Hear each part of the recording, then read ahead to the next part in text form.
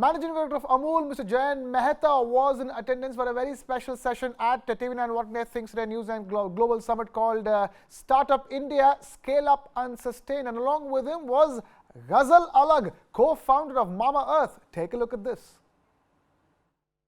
House with more than 1 million directly serviced retail outlets, 20,000 distributors, 85 branch offices. For new products, we say going direct to customer also is a way forward, and think and learn and work like a startup. So this is where a complete cow to consumer, a fully integrated tech IT company, every single transaction for each of the 36 lakh farmers, twice a day is recorded on a common software, in form an app which the farmer can see, an SMS of a transaction like we do banking transactions, to on Google you can see every single outlet which sells Amul product. Wow. So this is where the technology comes in, cost effectiveness comes in, and that's how you succeed, because you pass on the largest share of the consumer's rupee to the producer.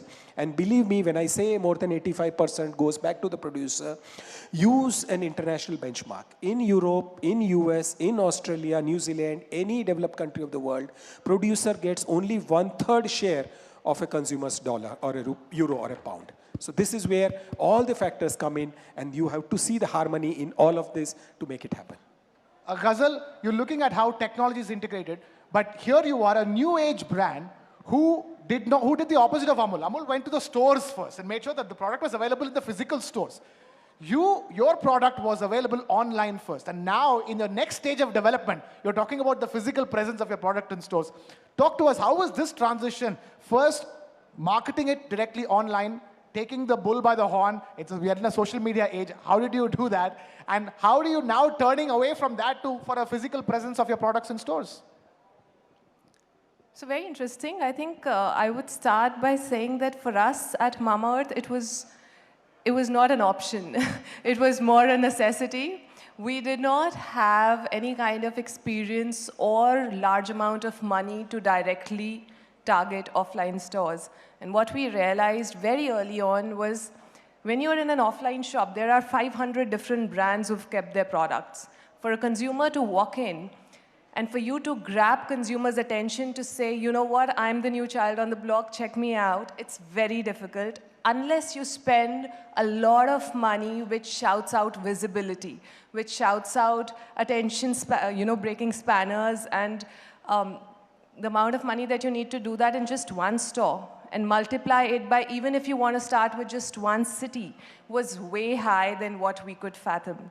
On the other hand, technology actually has been a very, very inherent part of us growing up till today. Not just, it started with direct to consumers, where we realized that sitting anywhere in the world, just from one location, one warehouse, you can actually target consumers pan-India, seek their interest, show them your product, and then get them to consider buying you, right? That's where we started from. And the amount of money that you needed for that was far less compared to, and I could target consumers pan-India, whereas physically I was just able to target at best one small location in Delhi, and then possibly expand to different clusters and go from there, right? So it wasn't an option. It was more of the only channel that we understood really well. But who said doing it on social media is easy? That's also as crowded as it gets. To get mind space and attention with your online advertising, is also a big challenge, isn't it? But we did that ourselves. Varun and I did that ourselves. It's all about content and the end of it, right? To grab attention. So from the content that goes out on the labels of the products, to how the product will look, to what the ad will say.